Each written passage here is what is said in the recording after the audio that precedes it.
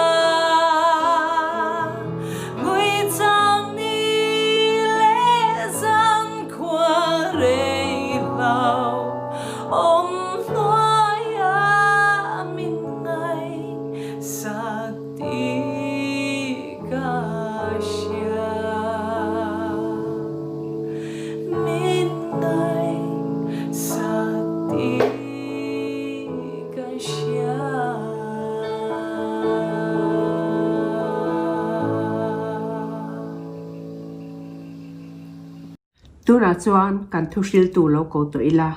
evangelist upa lalshat puya chongthu ama ilo som to angu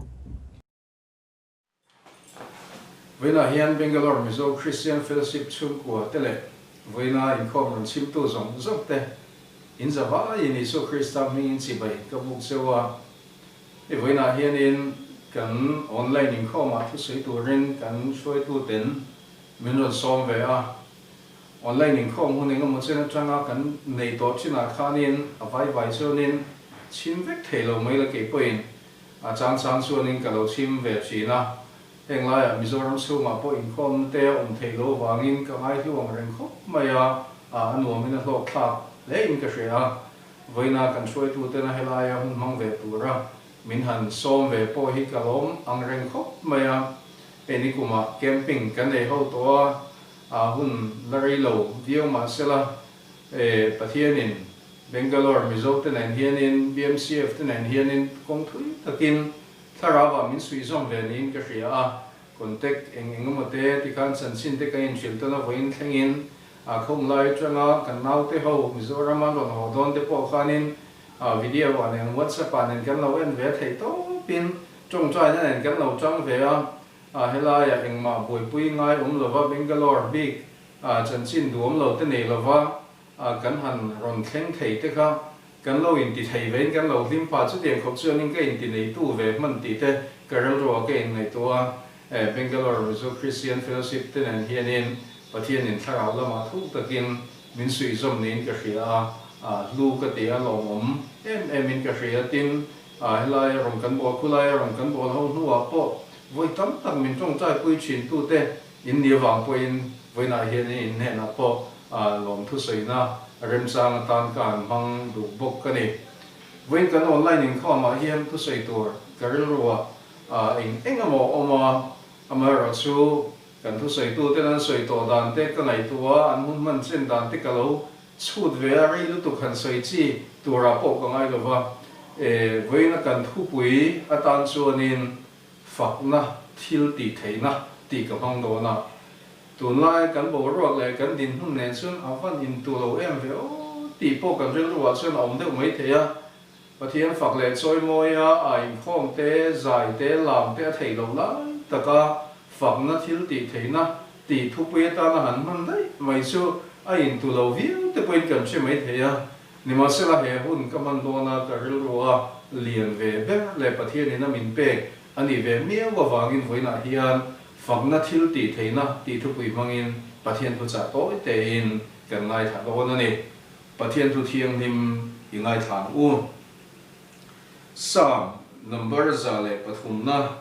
chang khatna le chang ni na chuan o kanuna lalpa chu fakla ka pa sunga omzong zong te u a ming thiang nim chu fakro o kanuna lalpa chu fakla a thil ti that zong zong chu thei ngil su tin kan mu a chan sin cha zohana zia bung li na khan chang som ni le chang som thum le pakwana atanga kan siar chuan isua le samar mei chia chung chang khan ti hian samar mei chia thu soi kan hu a tin mei chia chuan ka thil tia pian mi hril zel ti a hriat tir thu awang khan chu mi khuwa samar mi tam takin isua an ring ta a chu ti chuan samar mi te chu isua ne na an lo kala an ne na oma an ngen chiam a ti chuan chu ta chuan ni ni a chama tin mi dam tam takin ama thua wangin an ring ve ta a tin an ni chuan me che ne na chuan tuna set chuan I thu soi awang ring kan ni ta lo ke ma ni nge na thu kan sia a he mi hi khovel chandam tu ani nge ti kan sheta an ti a lalpan a thu kan siar te kan za tan man min som sakro se amen kan soi ta ang khan voina hian fakna thil ti theina ti thu pui mangin pathian thu cha an soi ka tuma pathian thu a hian in pathian hian ami te hi ama faktur hian in min som na se mai kan mua kan chia kan siar china ani na taka chuan min som satlia po hi ni lo a min nge na a phutin min phut ni te po hianin alang ani samsia ka ngat phei chuan pathian faktur hianin pathian hianin ami te hi a min phut a min som a min ngen ngoi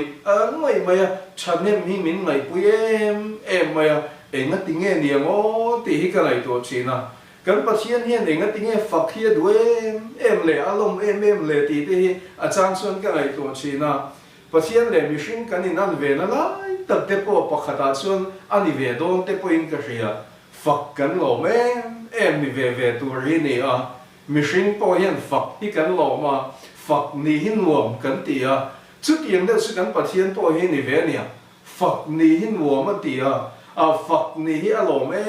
em ni ve ngei tur ani a thua hianin ami te hi ama fak tur ni min soma min nge na a phutin min phut ngoi ni a enga tinge chu tiang em chon pathian hian ami te tan hian ama fak hi angai poimo le kan fak lo wang hianin kan pathian hi ani deuh don nge ni anga kan fak lo wangin a ro pui na hi atla niam deuh don nge ni anga kan fak tok lo deuh hian pathian dang te hi athup don lo deuh nge ni anga enga tinge kan pathian hian ama fak tur hian min dua ami te min soma min phut na sat em le kan ti chuan pathian hian ama fakna hian ami nang le ke ta ni an thil ti theina da chu thil ti theina chu ataka khove la yin ring tu hian kan man ve theina ti zong hin soi zok peang thil ti theina nei ring tu kan ni ve theina chu fak na thil ti theina mang chuak ve tur chuan pathian hian ami te hi min du saka sumi awang chuanin lalpa hian ama faktur hian ami te min soma min phutani ani na taka chuan nang le ke hian pathian hi fak ve lo mai la nang le ke na kan fak lo awangin kan pathian ro pui na hi anep don suang lo renga nang le ke hian in pathian hi fak ve du mia lo mai la kan tel lo hian pathian hian ama faktur hi anga mai kan fak ve ma kan mitam tak hian lalpa lo fak to khovel mihring te hian in tu ma hian fak do lo mai la van mi pui chiar sen lo hi ama fak tu tur nei to sa chutiang anga kan fak chok ma wanga ro pui ni lo kan fak chok po ngai lo pathian ani chung chuanin ama fak tur lalpa na min dua min soma min phut ve na chan chu ama fak na hian ring tu te tan thil ti theina ta chu thil ti theina chu ataka kan san ve a he khovela kan dam lai hian thil ti theina nei ring tu kan ni ve theina turin lalpa hian ama fak turin ami te hi min soma min nge na a phutin min phutani voina hian chu fak na pathian ina thil ti theina da chu thil tam tak soi tu roma sela kong thum a soi ka tuma apakhat na kan chuan fakna thil ti theina ro pui tak pathian ina ada chu pathian faktu nuna hian sual angam pangai lo sual in angam ngai lo te po ti tai kan soi war lu tuk lo chu mo pathian faklat tu nuna hian sual angam pangai tlat lo ni chu engwange kan ti chuan kan mel ma min fak sak tu bula tu nge ngam pangai ti song he te kin tuin soi te ngol sam song in ei political party sang an oma in khan om china in khan dona chuanin campaign in tikhan ron kal kwal china ke hi party politics lampang a in ro lo le ngai sak lo mi hi kani ve kanina te po in an ron kal fo mai party chi sang an ron kala in khan dona chuan tikhan an engeni an party an ron in faksia ka an agenda an propaganda tikhanin min ron campaign ve ni chutianga an ron kala ron len to china chuan han ti tui dewa tlema buai deuh lai man lo deuh lai ngai thak that man lo deuh lai ni chuan a hran pa lo in ngar ngo thuam si lo ni ma sela chutianga nga kal thoi se kan du ni chuan ho to me ro ti ngai lo ati dan application thaber mai chu an mel ma party lo fak sakhini MNF party an local an propaganda an on saya an sarkar chu tiang ka tiang an malang na that siele chu tiang an soi barbar la yanin congress party lo faksak ve malila pohola sarkar la mizoram ta na thil ti that ziate pohola tangkai mizoram ta na alut ziate congress party that siele an malang na that thin ziate an bula hin MNF bula lo soi la rei tak kanina nom pe lo reng cheno ma hin kal zel kan ngai kan suak mai nge on ten kal ngal vang mai chu ti ngin an nu lo ka congress an lo kal le rei tak an om min du lo ni chuanin an mel ma MNF lo fak sak le puzorama malak na that chin ziate MNF sarkar la ya an party na Mizoram an siam chat na sat ziate MNF thil ti chat ziate lo soi khum chiam mai la chuti ngang bula congress party mi le sa rei tak an nom pe lo kan mel ma fak tu te bula rei tak an nom pe lo chena ma kal le ngai kal na tur kan la nga siam ti rei lo te an suang ma zum mai ni enga tinge kan ti chuan kan mel ma fak rem tu bula tu ma kan nam pangai lo nuam kan ti ngai lo voina hen sumi ka soi du na chu inun hilal pa fak na nu na ni chuan pathian fak tu nu ni nei tlata ni chuan pathian fak tu nu na abel ma sual angam pangai tatlo chu thil ti theina chu pathian fak na hian omani chu suni wangin tun lai khovela sual angam patoem na khovela sual ina min hual le min be reng na kahara abi tagin chalai de tan pe chon sual ti na ram sam kong tam tak min hual vel reng kara in sun tur tam ta kong kara hianin chu tiang anga sualina min beile min hual vel na kara chuanin inun hilal pa fak na nun lo ni ro se chu pathian fak na nun ni nei ni chuan pathian fak tu nun ni sualina be ngai lo chu ni lo sualina campaign ngai lo chu ni lo sualina hel ngai lo chu ni lo ni ma se sual angam pa ngai lo ni chu tiang na chuan rei tak sual om thei ngai lo ni chu pathian fak na thil ti theina ro pui ta pathian ni na da chu ni ulai ko ve la hi nei Mizoram a pe chuanin camping nei te hi kan war em mai ke ma han lua han pian thara hanin hlan mai te hi chu kan har so tu po hin ka hre to lo ma se la mi tam takin an problem in han share chu tan soi chin chu o ti hian thu a chun ka chia pathian ma po ke in lan ve ni ma se la ke ma train kan suak le nga ka thian te chu tiang lom le tu ri thei thil lom le tu kam hala mun ka ngai tu in suali min thlem le dan tur min be dan tur an han ngai tu an zama an hu pur em chung mi te ka fui fo na chu tiang i lao ni chuan mo ke ma tangai chua tang hian in nun hilal pa fak na nun ni to ro se pathian fak tu nun ni ro se chu pathian fak tu nun a chuan sual angam pangai lo sual in ran be lo wang che chu ka ti lo ani ma se chu pathian fak tu nun chu sual in angam ngai lo chu ni wangin pathian hian ama fak na hian thil ti theina ro pui takada ke ma ni na kan ne thei lo sual ne nei ama fak na chu thil ti theina chu oma chu thil ti theina nei ring tu kan ni theina tu ra tan chuan voina hian pathian fak tu nun ine mutin apakhat na tan kanin som du ani apani na chuan pathian fak na hi Christa ne na midang te hroi na man ro ani ti pathian hian ama fak na hian midang te ane na hroi theina thil ti theina ma takhi ada tak ani chu Bible a po chu ti mang chu illustration sei tur tam tako mga Bible po na mag experience ve tang point sei tur tam tak ka nei Bible a pakhat kan mu chu ni china chanchin tra Johanna zia bungli na kan siar ta ka khan ani chung khachula le suwa le samari be chia sukar tui khur bula anin koma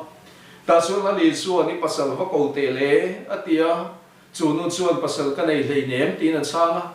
la le suwa la ka na nu na lo mutlang chiang ro pui si pasal pangai nei to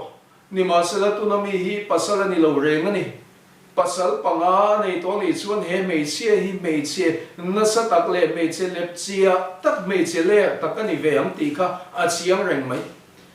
ti chuan chu lai huna chuan I suwa le chu mei chia le tak mai mei chia mi pat na lama chak lo tak mai khati ang mi kha ning ko ma ning kam seling ta ni ti me ngo tu lai chong kamin ti chuan an mun zong zong a phor chua saka makhia tem mai chu lai huna chuan I suwa hi chu nu chuan a mu fi ve ta ni chu ve le chuan rang takin an kholama tan phei ta ta chuan an kholama kal na huna pia na chuan in lali suwa chan sin an soi dar ta tak mai amak lutuk local ve te u kan un zong zong le ka thil tia pim min fil se lom amak lutuk so pa soe minara na ni lo lali suwa chan sin a soi se la I suwa ina nu na makati sia le anu na thil ti makati sia soi se la su I suwa ava advertise na chuan in ava fak na chuan in mitam takhi chu huna chuan ron chuai thleng ta ani ti chuan la li su ke bula mi tam tak ron hruai thleng ta ta chuan la li suan chung mi te ne na chuan thua lo hril ve nge ni ang an huwa ni china Bible kan sia ta ga hang ka chiar ron to lo mai anga chung mi te chuan ti hen an soi ta lo chu me chine na chuan me chia moi te tu na chuan in a chan chi ni soya wang I ron advertise awang I ron a fak wang ringot khan kan rin na ditalo keima ni nge in he mi hi khovel chandam tu ani ti kan theta ani ti chuminia chung kham be chia khan lali suwa ke bula khan mi engzat ta khruem imoter kham be chia ina pha ko kanga lali suwa fak na khan mi ati piang thar ani lo ni ma sela lali suwa ke bula ati piang thar thei tu ke bula mi tam takero su a hruai thung sin fak na hianin midang te Krista ne na hruai thei ta tani semane ke experience me po sei tur tam tak ka ne ya pakhat so ka soi te man dewa khanin lunglei ko nai dewa kho pakata hian camping kan nei campers kan nei tlemang reng kho mai mi som borvel so kan nei amara chu lu chuna mang kha zu zuar le zu in mi ti deu che tho hardcore deu chin tha mai kha nia isun kem kan chuak ta pathian ko ngai na kan sanga lu chuna mang kha an be chaven ti tak ve ri mai min ti lom ve thom riu mai engineer kem kan chuak engineer zana chuan in follow crusade kan chan ta kem par som le kan ne boro khan nei tham po ni lo in kho po kan tam lem lo zai po tui lo eng boro ma kan nei lo kan han zai ve te enge ni asha zual nu pani khat peter lampang deu hi mingin an on lam ve le de ma ka tiang camping follow boro cho sang ang po kha om lo chu tiang an nu pani khat le kan on lama zai po tui po ni lo wa chun karin lo lup tuk tak mai hian kan campers ji ngami sumi venga an zuzuar hlum ber mai ke ma piang thar ve ta chutlar hung dewa chang hin ron pok chua no la lam tu la hin ron phe ron lam ve ta ni kho ve la lam pathian fakalam ka mu to zong zong a hin awan thiam lo chiang ber mai adik tak chun alam khan in zai zong zong hi min ti tui lo zo vi thei ne mo le thiam lo dan khuang lam be rem thiam up lam bit thiam bok si lo om zia ka hre thiam lam chuanin vai pusanan du to ka khuang an votera anin thinga khatiang ang khani ber mai hian ka hri nui hi ti za lo thei lo ke tak nia po ka in sum thei lo zai zong zong po kha an nui zo ti ti vek mai ani la khati khani na in thinga du to kin kal kuala chika tianga lama kal kual ve po ni lo lam to lai ta ka hin adinga adu to kina in thinga zuang ti khanin sapatal hi ni ring mai ni nui lo thei po hi ni lo bani ti so ning khom kan bang ani kha kan soi tong khan zu zuar khatianga sim khani ti so nin min chil sa hi ka zu chuan na le man ro te ti ral ka duwa min ti ral sakla tong chai nam te min nei sak ta se ti wangin atuk zinga chuan an ina chuan in kan zukleng ta ta chuan tuk zinga ni na kan zukleng chu kan in ko ma ti hian mi hrita lo ni za na karon lam chu ve na chan ka hrelam cheo ti ka ti ama la chuan in fiam thu ti tak de wen dik tak chuan e pathian fakalam sia po kan ni lo wala ti ta deu le nga cái người hít thì dễ em ấy nghe tiếng một chút tiếng rằng làm về lệ cái niềm tin ta xuống tiếng là soi ta rồi bây giờ là các mò cái nó du in chuyển trên khát cái lệ cái du du quỷ pali bằng áo về rồi nên khom về nó mà thì cái này tua bia kia nó cái chủ ta chẳng khăn hàng mi tên này hàng mi tên hiện niệm cái này ăn ý xuôi cái này về sẽ cái đồ gì pathian thu shil turin kam khat ma sang khat ma ka sheder silo soi ka thiam der box silo pathian phang na la poi sat thiam a bar po ka lo nei mang box silo chong chai ngai na la chu a mi ka mak po ka la thiam box silo eng ting nge ka tiang o ka te ka vei ve ro pui sia piam thar ve se ka nun nang hi nei ve se ka du sia ti ti song ka ngai tu ta ka ti ta ka shetai soi ka thiam silo wa zai ka thiam silo chong chai sak dan po ka la thiam silo so mi te ka chiam te mit mua so nin I suwa ka nei ve tak ta ka nei ti ka lan suwa tir thei dan kong on sun ber su an mit mua hianin la li suwa ka za pui lo wa ka lan suwa tir thei dan su lam tu la wa ka la ka thiam ang le ka theiang to wa khatiang wa ti kha ni vein ka hria su wang zun zak chung sungin than tlabor bor sungin karon kala mi pathian fak eng langen sakpo ko ngai to lo ka thian te ka zuzor pui te ka zuin pui te khang ho ten ka nuna yen isua meli mu ve se ti ka du wangin ti khain karon be ve mual pho po hu min karon kal ve ni kha ti ta khati nga han sei ta zu ka thin lungi mit ne le ma ti so na tu ple tho chan ni a zon camping kan lut le ta chong ni na ke man chuanin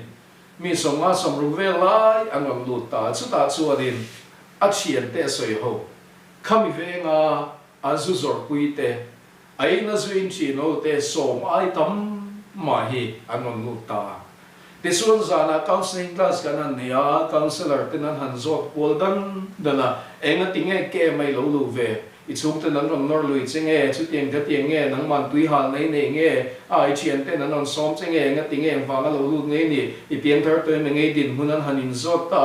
chu nga chian te hovina min san chan na counselor te an chan na chu man za na an chian pa khatiang ema làm tua la an pusa aham be mai khanin anuna khan kan nei lo enga mo nei hi chu ane ni ti hi kan hua khatiang anun nang kha kan du ve ni ti hi chu mi ke ma chun mi som le pakhat chu tiang chan chun zuan lo ta mo le a kha mi kha piang thar lim ani a pathian thu soi a thiam lo wa trong chai ngai na po la shelo wa bible mi ka mak po la shelo wa anima sela apha kang to kalal pa afak na khanin mi enga moza thi Christian ne na arang shuai tla tani chumale lalpa fakna hianin midang te Christian ne na shuai theina thil ti theinei pathian ina ta ani avela hianin pathian tan hin talen ro pui ta ki nei lo ni mai the pathian tu soi ti ve chia mi thiam lo ni mai the ani lo le mi te nga chong chai dua loi thiam lo ni mai the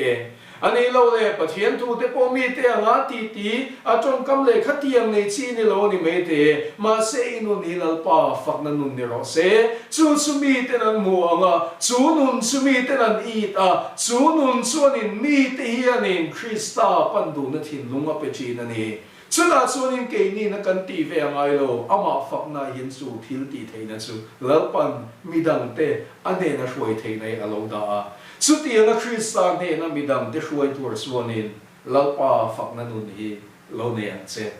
apathum na tan suanin pathian fak na hianin kan fak pathian thil ti the na hi ke ni mi hring na kan ti the lo ti turin a khoi che a che tir shi na ni ti bible a tir ko te thil ti a khanin bung som le parunga pola le sila chanchin kan hua Philippi khua tanina antanga lungina tan to nuwa po chunga golan labun tir ni andin mun han ipik dan tur kha ni chuan sulai mun atang chuan anzaya lalpa an fakta ni chuta chuan in engchen nge an zai bible in a soito ni ma sela chuta pathian an fakan zai lai chuan thok le khata lir aram hinga ti chuan tanin kongka aranin honga lung phum tenen lam chuanin tanin chu aron seta pathian thil ti theina na setak mai hi aron seta ni ti kan muni chu kha po la le sila tan kan tanin chunga zela tan to nuwa po a chunga kol labun le nga khanin an ru te kha amangang ve nga ai pik ve tu nang ke ni nga machine an ni ve thowa a chua te pon chak ve nga ma se chua ngai na si lo ti ngai na lo an tang miau si a double ni nan tang ani kulan buna chumi zo nuwa ta ni na an lo kap nan le nga la ni ni ma se la chu mun na chang chuan lal pa an fakta ti chuan chu fak na chuan an fak pathian thil ti theina chuan che ti ta ni chu ma le ti chuan ta nin kongkar ni hona an kol bun de chu alo phel ta zale nan sang ta thapang le mang anga khanin lumoi na le lim nan lo nei ta ni chu tin kol bun ma ni chuak thei si lo khan an ti the lo an kol bun lo in phel ta chua theina chan sang lo nei ta chu thil ti theina chu alo pathian thil ti theina chu lalpa fak nei na lo che ti ta ani với na hiện tuần lai khovel kan chien ni tero kan khovel hi amangan thak mà thap hangin kan oma mangangin kan oma shipuin min nuaya Bangalore la min ni vem ka shelo Mizoram pe su khat pokin liang hing san sin kan shereng le nga la chu tiang boro ka chun kan oma lau su o kan hanin ti tak nga lau lo thei ni mong bok si lo lau donin lau tu tak tak mu tu rom bok si lo kan lai kual vela su tiang nun to ta ka kan om ti ngai na in thamuan ngai na vak ani ma se su tiang eng mà kan ti the lo lai hian với na hin lalpa phak na nun hin eila chu pathian phak na nun chuanin kan hlau na kol te hi ti tla anga chu pathian phak na nun chuanin kan phak lalpa thil ti the nei che tiranga kan mangan na le kan ipik na tanin kongka te awanga nun zalen ne tu nun min pe don ani chu thil ti the na chu lalpan ama phak na hin na da ni với na hian in kan in khom le kan thu lo ngai thatu te với na in khom te zinga le anu lo ngai thatu te zinga po hian rit phur le kol bu ka ta na kol bun sang nei kan om mai the chen ka chu nat nei na del ri te po kan om mai the chen ka chu thi na lu su na tur him te po kan om mai the chen ka chu mani future ngai tu na wa nga buaya ril roi pik ta ka om te po kan om mai the chen ka chu tu na shi pu yo wa nga na cha na future ngai tu dan po chiam lo wa mangang ta ka chu ti om te po kan om mai the anti ngai na kan she to mong bok si lo te ro ani ma se na voi na hen ka soi do chu chu ti nga kan lungai na kan iping na kan mangan na kan ril ro ha na kan chuan lau pa fak na nun hi na yang bu chu fak na nun chuanin kan ril ro mangan na kol te hi ti ta do ni chu pathian fak na nun chuanin kan ril ro ha na tanin kongka te min hon sak do ni chu pathian fak na chuanin kan lungai na le kan rit phur zong lung phum te ti hi nga chu thil ti te na chu atakin lalpan min san tiranga ne tu nun selen na nun hi lalpa fak na manghian in kan nei do na ni ti hi chu thil ti te na chu lalpa na ma fak na hi na da ni ti hian in kan thu soi khai khom te ang chu tiang thil ti te na chang tu ra lalpa fak na nun chu lalpa fak na chu enge ni ta ang le